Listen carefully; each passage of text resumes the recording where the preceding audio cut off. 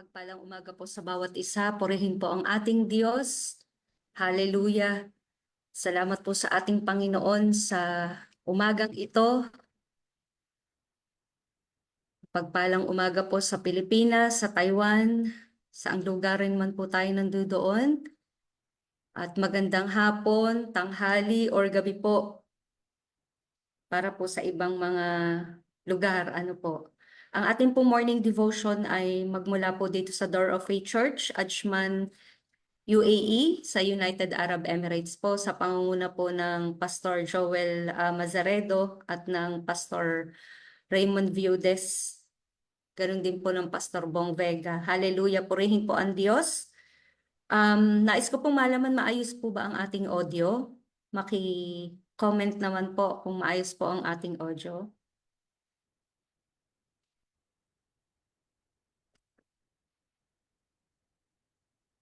Hallelujah. Salamat po. Hallelujah. Sige po, tayo po yung magpapaumpisa na. Tayo po muna ay umawit sa ating Panginoon. Awitin po natin yung dalangin. Hallelujah. Purihin po ang ating Diyos. Sabayan niyo po akong umawit.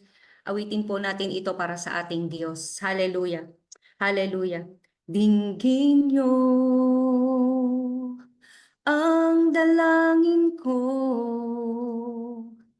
Nais ko mapalapit sa inyo, nawa'y pakinggan ang aking pagsamo. Panginoon, ako'y tanging sa inyo. Hallelujah. Sige po, minsan pa po sa umpisa. Hallelujah. Dinggin niyo ang dalangin ko. Nais ko mapalapit sa inyo, nawa'y pakinggan ang aking pagsamo. Panginoon, ako'y tanging sa inyo. Sabay-sabay po natin itong sabihin sa ating Panginoon. Turuan niyo akong gawin ang iyong kalooban, nang masunod layunin niyo sa aming buhay. Hubugin niyo ako ayon sa nais niyo, o aming Diyos, o aming Diyos. Sa verse 2 po, Panginoon, wala na akong ibang nais, kundi ang maglingkod sa inyo. Nawa'y gamitin niyo ang aming buhay para sa kalwalhatian niyo. Turuan niyo akong gawin ang iyong kalooban, nang masunod layunin niyo sa aming buhay. Hubugin niyo ako ayon sa nais niyo, o aming Diyos, o aming Diyos. Minsan pa, sabihin po natin ito sa ating Panginoon. Turuan niyo akong gawin ang iyong kalooban, nang masunod layunin niyo sa aming buhay. Hubugin niyo ako ayon sa nais niyo, o aming Diyos, o aming Diyos. Sa huli pong pagkakataon, hallelujah, turuan niyo akong gawin ang iyong kalooban, nang masunod layunin niyo sa aming buhay. Hubugin niyo ako ayon sa nais niyo, o aming Diyos, o aming Diyos, o aming Diyos, o aming Diyos. Hallelujah. Hallelujah. Yes, Lord. Hallelujah. We praise and worship you, O God. Hallelujah. Maraming salamat po sa umagang ito na muli binigyan niyo po kami ng bagong pag-asa. Binigyan niyo po kami ng pagkakataon na muli ay makalapit sa inyo na may pagpapakumbaba, O God, na kami po'y makapag-aral muli ng inyong salita at marinig po ang inyong mensahe sa umagang ito, O God. Hallelujah. Lord, kami po'y patuloy na dumudulog sa inyo na may pagpapakumbaba at pagsusumamo. Kami po ay nagpapalinis sa inyo. Ano man po yung aming mga karumihan, Panginoon, sa isip, sa salita at sa gawa, Panginoon. Kami po'y patuloy na nagpapalinis sa inyo, Panginoon. Bigyan niyo po kami ng puso at kaisipan na malinis at bukas po sa inyong mga salita, Panginoon. Hallelujah. Lord, apart from you, wala po kaming alam, wala po kaming kakayanan. Kaya ang patuloy na pagsama niyo po, ang patuloy na pagtuturo niyo po sa amin sa umagang ito, ang aming inaangkin, ang aming inaasahan, Panginoon. At anumang gawa ng kaaway, sinasaway po namin ito sa pangalan niyo, Panginoong Jesus. Hindi po ito makakakilos, O God. And Lord, kayo ang patuloy na mangusap, malayang makapangusap, at malayang makapagbigay ng mensahe sa inyong mga anak, at loobin niyo, O God, na matapos po ang pag-aaral namin ito, na mapagpala po ang bawat isa ninyong mga anak ng inyong salita, Panginoon. Gawin niyo lamang po akong tuntungan ng inyong pagpapala at mga salita, Panginoon. Maraming salamat, Ama. Ito po ang aming panalangin sa tanging pangalan po ng inyong anak na si Jesus, na aming Panginoon tagapagligtas at ng banal na Espiritu. Amen. Hallelujah. Purihin po ang ating Diyos muli. Isang mapagpalang umaga po sa bawat isa. Ang ating pong morning devotion ay mula po dito sa Door of Faith Church, Ajman, United Arab Emirates. Ano po. At dito po ay 1:30 po ng madaling araw. Hallelujah. Salamat sa ating Panginoon at ang ating pong mensahe, ang mensahe po ng ating Panginoon sa umagang ito ay mula po sa aklat ng Mika, chapter 6, verse 8. Samahan niyo po akong magbasa. Hayaan niyo po na i-share ko po sa inyo. Ano po? Sabayan niyo po akong magbasa sa mga nanonood. Ano po? Ganito po ang sinasabi po sa aklat ng Mika chapter 6 verse 8. Sumagot si Mikas, tinuruan tayo ng Panginoon kung ano ang mabuti at ito ang nais niyang gawin natin. Gawin natin ang matuwid, pairalin natin ang pagkamaawain sa iba at buong pagpapakumbabang sumunod sa Diyos.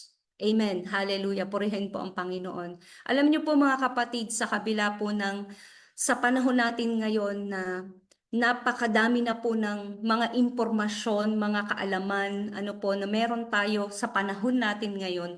Maraming tao na rin po yung kadalasan ay nalilito kung paano ba mamuhay ng naayon sa kagustuhan ng ating Panginoon, ano po, na minsan nga po ay meron pang matagal ng mananampalataya na nalilito pa rin kung paano nga ba mamuhay nang ayon po sa kagustuhan ng ating Panginoon na ating pinaglilingkuran at sinasamba. Ano po, may mga pagkakataon po na kahit na matagal tayong mananampalataya ay sinusunod pa rin yung mga tradisyon, yung ritual o kadalasan yung opinion ng iba. Ano po?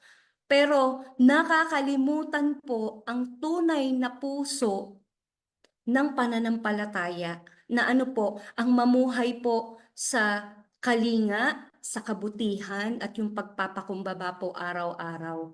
Kaya sa talata pong ito, ngayong umaga mula po sa aklat ng Mikas ay isang paalaala po sa atin na hindi po komplikado ang gustong buhay ng Diyos para sa atin. Ano po, kung nauunawaan po natin ang diwa ng kalooban ng ating Panginoon. So, tingnan muna po natin yung context nitong ating pong theme verse sa umagang ito. Ano po, sa ating sa key verse po natin. yung una po, ano po, sa una, ang Mikas po, ang Israel at Juda noong panahon na iyon, ano po, ay puno po ng katiwalian, panlilinlang, at ritual na lang po na parang wala na pong puso. So ang mga tao noon ay naniniwala na sasapatan na ang pagsasakripisyo at ritual upang mapasaya ang Diyos kahit patuloy silang nang aabuso sa kapwa.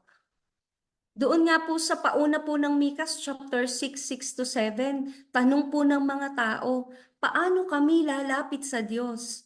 Ano ang dapat naming ialay para sa Diyos? Kaya sinabi po doon sa talata doon iniisip nila na sapat ang ritual, sapat ang handog o mga bagay na mga pangrelihiyon para ma-justify nila ang kanilang sarili sa Panginoon.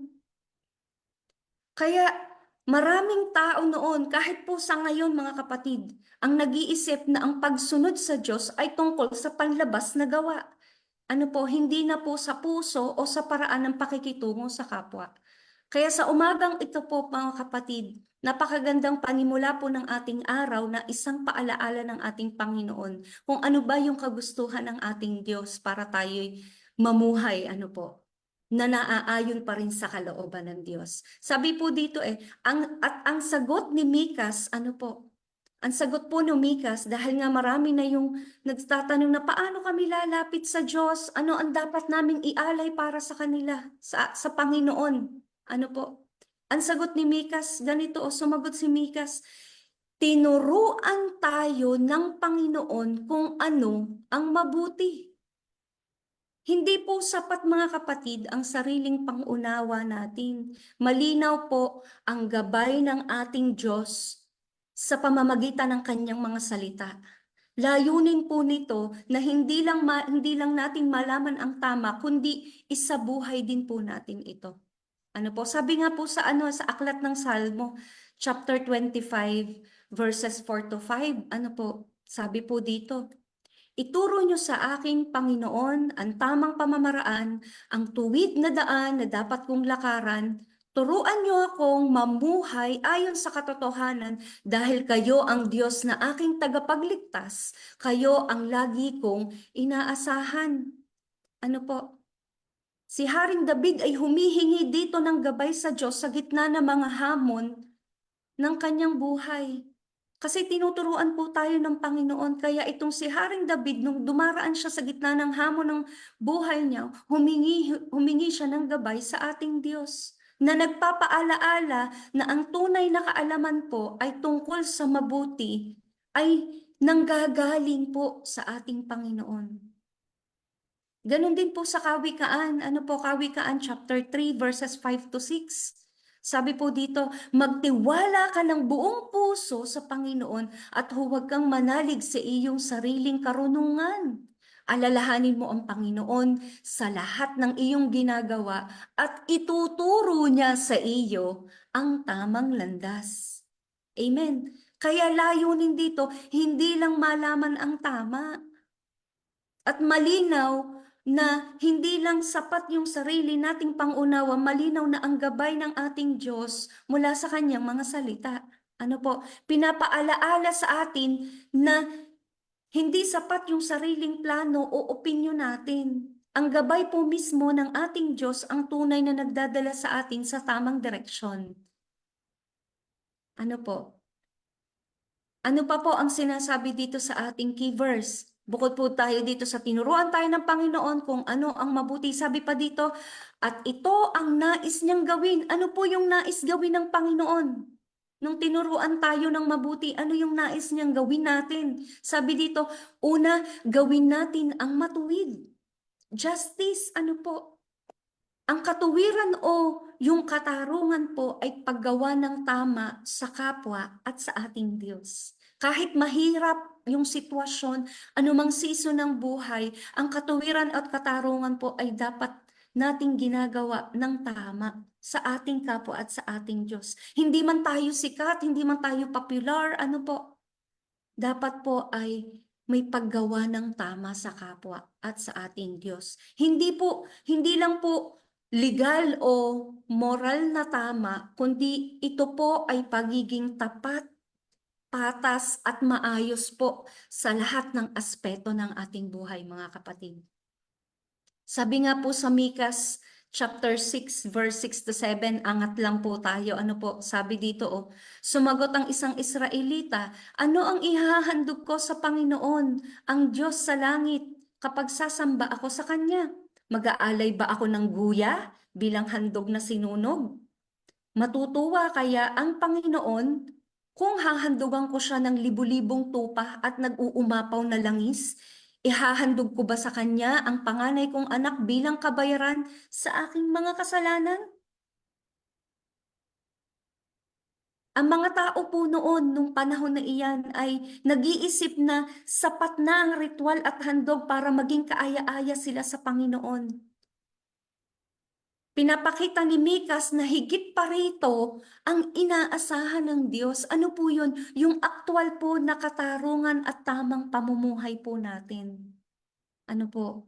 Na yung katuwiran at katarungan ay paggawa po ng tama sa kapwa at sa ating Panginoon. Ganon din po, sinasabi din po sa aklat ng Salmo, chapter 106, verse 3. Sabi po dito, mapalad ang taong gumagawa ng tama at matuwid sa lahat ng panahon. Ang katuwiran po ay kaugnay ng pagpapala at tunay na buhay na kaaya-aya at kalugod-lugod po sa ating Panginoon, mga kapatid. Ano po, sinabi na po, nasa salita na po ng Diyos, mapalad ang taong gumagawa ng tama at matuwid sa lahat ng panahon. Pag sinabi pong lahat, wala pong exemption. Maging madali, maging masaya, maging malungkot, maging pangit ang sitwasyon, sa lahat po ng panahon. Maging sikat ka, maging popular ka, maging hindi, maging lugmok ka o anuman, gumawa po tayo ng tama sa ating kapwa. Ano po? At lalo't higit po sa ating Panginoon. Hallelujah. Ano pa po yung sinasabi dito na gawin natin? Ano po? Ano yung nais nais ng Panginoon na gawin natin bukod sa gumawa ng matuwid? Sabi pa po dito, pairali natin ang pagkamaawain sa iba. Pagpapakumbaba po yung pagkamaawain. Hallelujah. Pagkamaawain sa iba, mercy. Ano po? Ang awa po ay pagmamalasakit sa kapwa, pagtulong po sa nangangailangan, at pagpapakita po ng kabutihang loob. Mga kapatid, yung pagpapakita ng kabutihang loob ay yung walang iniintay na kapalit. Yung kabutihang loob na porke ginawang ka ng mabuti, gagawan mo lang din siya ng mabuti. At pag ginawang ka ng mali, ng hindi maganda, ganun din yung i-response mo sa kanya. Hindi po. Sa kahit ano din pong sitwasyon, ano po, pakita po natin yung pagmamalasakit natin sa kapwa. Pakita po natin yung kabutihang loob. Hindi po ito basta lang emosyon o damdamin. Ano po, kundi ito po ay aksyon na nagpapakita ng puso ng Diyos sa kapwa natin. Na kapag nakita nila na naranasan nung kapwa natin, ano po na nagawa natin ng mabuti, or halimbawa pangit na nga yung ginawa pero binalikan mo pa rin ang kabutihan, pagmamalasakit, tinulungan mo pa rin sa kabila ng lahat. Ang nakikita po dyan sa inyo, sa atin, ay ang Panginoon, ang ating Diyos na pinaglilingkuran. At sa pamamagitan po nun, nabibigyan po natin ng kaluwalhatian ng ating Diyos. Sabi nga po sa Mateo chapter 25, ano po? Dito po sabi niya sa 35 to 40. Sapagkat nang nagutom ako ay pinakain niyo ako, at nang nauhaw ako ay pinainom ninyo. Nang naging dayuhan ako ay pinatuloy ninyo ako sa inyong tahanan. Sa 36, at nang wala akong maisuot ay binihisan ninyo. Nang may sakit ako ay inalagaan ninyo. At nang nasa kulungan ako ay binisita ninyo. Sa 37, sasagot ang mga matuwid, Panginoon, kailan po namin kayo nakitang nagutom at aming pinakain o nauhaw at aming pinainom? Kailan namin kayo nakitang naging dayuhan at aming pinatuloy o walang maisuot at aming binihisan? Kailan namin kayo nakitang may sakit o nasa kulungan at aming binisita? At sasagot ako bilang hari, sinasabi ko sa inyo ang totoo, nang ginawa nyo ito sa pinakahama kong mga kapatid, para na rin ninyo itong ginawa sa akin. Kaya kung gagawin po natin sa ating kapwa, mayroon tayong malasakit, mayroon tayong pinairal natin yung pagkamaunawain natin sa iba. Sabi niya, o sabi po dito, sinasabi ko sa inyo ang totoo, nang ginawa ninyo ito sa pinakahamak kong mga kapatid, para na rin po natin daw itong ginagawa sa ating Panginoon. Pinapakita po dito na ang kabutihan sa kapwa ay itinuturing din po na kabutihan sa Diyos mismo. Na ang awa at pagkalinga po sa iba ay literal po na pagsunod sa utos ng ating Diyos. Ganon din po sa Lucas chapter 6, 36, sabi rin po dito, maging maawain kayo tulad ng inyong Ama. Itinuturo po ito ng Panginoong Hesus na ang pagiging maawain ay dapat maging pattern po ng buhay ng mga tagasunod niya. Sino po ba yung mga tagasunod dito ng ating Panginoon? Amen po. Sabi nga po kayo ng amen. At kung kayo po ay nag-amen, maging pattern po ng buhay po natin na mga tagasunod ng Panginoon yung pagiging maawain sa kapwa. At kapag ginawa po natin ito po ay pagsunod po sa utos ng Diyos na nakakalugod po at kaaya-aya sa ating Panginoon. At yung pangatlo po, na anong nais niyang gawin natin, bukod po sa gawin natin ng matuwid, pairalin natin ang pagkamaawain sa iba, ang huli po, at buong pagpapakumbabang sumunod sa Diyos. Ibig sabihin, ang kababaang loob po, mga kapatid, ay hindi po kahinaan. Kasi kadalasan po, nakikita ng iba, parang ang pagkakaunawa ng kadalasan ng karamihan ay pagka nagkaroon ng kababaang loob ay kahinaan na agad. Hindi po. Ito po ay pagpapakita ng pagtitiwala sa Diyos at pagkilala po na ang kanyang mga plano ay ang pinakamabuti. At ang kababaang loob po ay nagre-resulta po sa malalim na relasyon natin sa Diyos at tamang pakikitungo po sa ating kapwa. Sabi nga po sa Santiago chapter 4 verse 6, sabi po dito, ngunit sapat ang biyayang ibinigay ng Diyos, kaya nga sinasabi sa kasulatan, kinakalaban ng Diyos ang mga mapagmataas, pero kinakaawaan niya ang mapagkumbaba. Amen. Ang kababaang loob po ang nagdadala ng biyaya sa ating mga kapatid dahil tinatanggap natin ang gabay at tulong ng Diyos kaysa po sa sariling lakas natin. Ganon din po sa Pilipos chapter 2 verses 3 to 4, sabi po dito, huwag kayong gumawa ng anumang bagay dahil sa makasariling hangarin o sa paghahangad na maitaas ang sarili. Sa halip magpakumbaba kayo sa isa't isa at ituring nyo na daw po, na mas mabuti ang iba kesa sa inyo. Huwag lang ang sarili nyong kapakanan ang isipin nyo, kundi ang kapakanan din ng iba. Amen. Ang pagpapakumbaba ay kasama po sa pakikipag-ugnayan natin sa Diyos at sa ating kapwa. Isang practical po na pagsasabuhay po ito ng talatang ito, mga kapatid. Pagpapakumbaba. Magkaroon po tayo ng pagpapakumbaba. So, sa umagang ito, mga kapatid, ang mensahe ng ating Panginoon ay paalaala sa atin na tinuruan tayo ng Panginoon kung ano yung mabuti at ano yung nais niyang gawin natin. Gawin natin ang matuwid, pairali natin ang pagkamaawain sa iba at buong pagpakumbabang sumunod sa Diyos.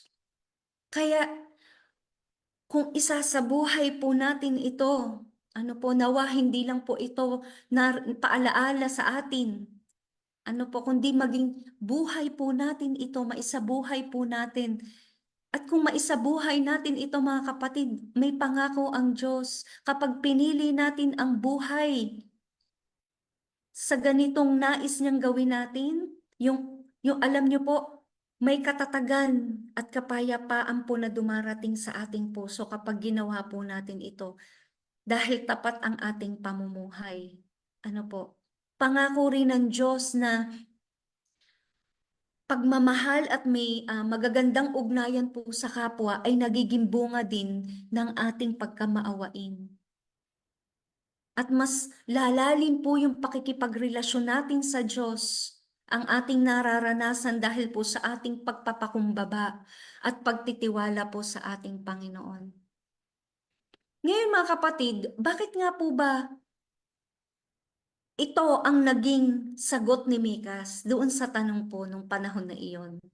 Na ang sagot ni Mikas ay itinuturo ng Panginoon kung ano ang mabuti. Isa lang po yung makikita natin dito, direkta po, malinaw at direkta po yung punto. Ano po, hindi kailangan po ng komplikadong mga handog o mga mamahaling handog o hindi po kailangan ng komplikadong ritual o mga pangrelihiyon. Ang gusto po ng ating Diyos sa atin bilang kanyang mga anak ay matuwid na pamumuhay pag may pagmamalasakit sa kapwa at may kababaang loob sa ating Panginoon. Humility with God. Kilalanin po ang Diyos bilang pinagmulan po ng lahat. Bakit? Dahil ang Diyos po ang tunay na nakakaalam ng mabuti, hindi po tayong mga tao. Hallelujah. Bakit? Dahil ang ritual o handog po, mamahalin man yan o malaking handog, ay wala po yang silbi sa ating Panginoon kung ang puso po natin ay makasarili. Bakit? Dahil ang totoong pagsamba po ay nakikita sa kilos natin at relasyon po natin sa kapwa at lalo't higit po sa ating Diyos. Hallelujah. Sabi nga po sa unang Samuel, mga kapatid, sabi po dito sa unang Samuel, Chapter 15:22 po tayo. Unang Samuel chapter 15 verse 22. Sabi po dito, pero sumagot si Samuel, mas nalulugod ba ang Panginoon sa mga handog ninyo kaysa sa pagsunod sa Kanya? Ang pagsunod sa Panginoon ay mas mabuti kaysa sa mga handog. Ang pakikinig sa Kanya ay mas mabuti kaysa sa paghahandog ng mga taba ng tupa. Amen. Hallelujah. Kaya ang sagot po ni Mikas dito, ano po, ay hindi po haka-haka lang. Ito po ay tumutugon po sa lahat ng suliranin ng panahon ng Israel. Kahit sa ngayon po, sa kapanahunan natin. Sumasagot yan sa katiwalian, sa kawalan ng awa at kayabangan po. Bakit po ito yung tamang sagot ni Mikas? Ano po? Dahil ang Diyos po ay hindi hinahanap ang panlabas po natin, kundi ang buhay po na naglalarawan ng puso ng ating Diyos. Yun po yung hinahanap ng ating Panginoon. Kaya ito pong simpleng tatlong gawa na dapat gawin, ano po, yung gawin natin na matuwid, pairali natin ang pagmamakaawain sa iba at buong pagpapakumbaba pong sumunod sa ating Diyos. Ayan po ay buong paglakad natin sa Diyos at sa ating kapwa. Ito po ang nagdadala ng tunay na pagpapala at kapayapaan po sa atin. Sa madaling salita, ang sagot po na ito ni Mikas ay praktikal na pagsasabuhay po ng Diyos sa pang-araw-araw na buhay. Ano po? Kaya kung titingnan po natin, ito pong Mikas chapter 6 verse 8, para po itong summary ng buhay ng Kristiyano. Gawaing matuwid plus pagmamahal sa kapwa plus kababaang loob sa Diyos. Equals ano po, pag pinagsama-sama niyo po yung tatlo, yan po ay buhay na kaaya-aya at kalugod-lugod sa ating Diyos. na ang tunay na pagsamba nasusukat po sa kung paano natin tinatrato ang iba at pinahahalagahan po ang Diyos sa ating puso. Amen po ba? Hallelujah! Purihin po ang ating Panginoon mga kapatid. Kaya sa umagang ito, simulan po natin na gawin yung itinuro ng Panginoon kung ano yung mabuti nating gawin, ano yung nais niya na gawin natin. Amen po ba? Simulan natin at nawa hindi lang po masimulan kundi ipagpatuloy po natin sa lahat po ng aspeto ng ating buhay, sa lahat ng sitwasyon po ng ating buhay. Ano po? Kahit sa pinakamahirap na pakisamahan na mahalin mga kapatid, gawin po natin ito. At kapag ginawa po natin ito, para na rin po nating ginawa ito sa ating Diyos. At tunay pong malulugod ang ating Panginoon sa atin. Hallelujah. At makakasunod po tayo sa kalooban ng ating Diyos. Hallelujah. Purihin po ang ating Panginoon. Nawa nakuha po ng bawat isa ang mensahe ng ating Panginoon sa umagang ito. Hallelujah. Sige po, tayo po ay manalangin. Hallelujah. Hallelujah. O aming Ama, aming Diyos na makapangyarihan sa lahat, salamat po sa inyong napakalinaw na paalaala mula po sa aming inaral sa umagang ito. Salamat po na itinuturo po ninyo sa amin kung ano ang mabuti at tama. Hallelujah. Ganon din po, Panginoon, at hindi nyo kami iniwanan sa sarili pong pangunawa lang namin, Panginoon. Tulungan nyo po kami na mamuhay ng matuwid sa bawat kilos, sa bawat desisyon po namin na gagawin, na magmahal na may awa sa kapwa, Panginoon. At maglakad ng may kababaang loob po, kasama po kayo sa bawat araw, Panginoon. Paalalahanan niyo po kami, Panginoon, na hindi sapat yung panlabas na pagpapakita po namin, kundi ang puso at gawa po nakaaya-aya po sa inyo, Panginoon. Patuloy niyo po kaming gabayan na kasama ng aming mga pamilya, sa aming pagtatrabaho, O Diyos, sa lahat po ng aming makakasalumuha upang maging ilaw at halimbawa po kami ng inyong kabutihan at katarungan sa sanlibutan, Panginoon. Lord, tulungan niyo din po kami na ilapit sa iba ang inyong pag-ibig sa pamamagitan po ng aming buhay, Panginoon. Patuloy niyo pong punuin ang aming puso ng awa at kababaang loob at patuloy niyo pong patatagin ang aming pananampalataya sa inyo sa lahat po ng hamon ng aming buhay, Panginoon. Hallelujah. Hallelujah. Lord, idinudulog ko din po sa inyo ang inyong mga anak na naririto nakatunghay po sa morning devotion at sa mga makikinig pa po, O Diyos. Hallelujah. Kayo po ang patuloy na kumilos at gumawa anuman po yung kanilang mga piping dalangin sa inyo. Kayo po ang patuloy na kumilos at gumawa ng naaayon po sa inyong kalooban, O God. Kayo po ang patuloy na magpala sa lahat po ng aspeto ng kanilang mga buhay, O Diyos. Patuloy niyo po silang ingatan at gabayan at sa mga papasok po sa trabaho sa oras na ito at sa mga uuwi po galing trabaho, pauwi po ng kanilang tahanan, Lord. Patuloy niyo po kaming ingatan, proteksyonan, ilayo sa anumang kapahamakan at anumang sakit. Kayo po ang manguna sa amin sa araw na ito, Panginoon. Let your will be done, O God. Samahan niyo kami, Panginoon. Kayo ang patuloy na kumilos at gumawa sa aming buhay sa maghapong ito. And Lord, anumang gawa ng kaaway sa maghapong ito, binabasag po namin at sinasaway po namin ito sa pangalan niyo, Panginoong Hesus. Hindi po ito makakakilos. Hallelujah. Hallelujah. Muli, Panginoon, maraming salamat po sa inyong mga salita at patuloy po, Panginoon, na turuan po kami ng Banal na Espiritu at tulungan din po kami ng Banal na Espiritu na maisapamuhay po namin ito sa araw-araw. Hindi lang po namin narinig sa isang tenga at ilabas sa kabila, kundi maisabuhay po namin ito, maisaisip, maisabuhay at maranasan po namin ang inyong kapangyarihan, O Diyos. Hallelujah. Muli, Panginoon, maraming salamat. Ito po ang aming panalangin.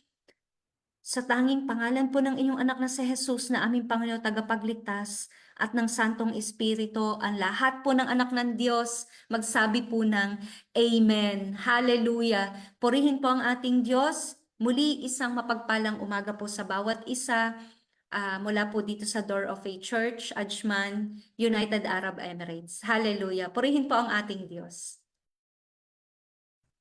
God bless po sa bawat isa.